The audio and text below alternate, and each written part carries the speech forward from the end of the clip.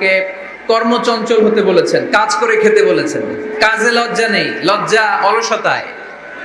কাজে লজ্জা আছে? লজ্জা কিসে? অলসতায়, অকর্মণ্যতায়। লেজিনেস খুব খারাপ, কিন্তু অ্যাক্টিভ হওয়া, এনার্জেটিক হওয়া, এটা নবীদের সুন্নাত, ঠিক কিনা? তো এই আয়াতের মাধ্যমে আল্লাহ তাআলা গোটা বিশ্বের মানুষদেরকে কাজের প্রতি উৎসাহিত করেছেন। আল্লাহ বলেছেন, ফাইদা কুদিয়াতিস সালাতু ফান্তাশিরু ফিল আরদ আবতাগু মিন ফাদলিল্লাহ।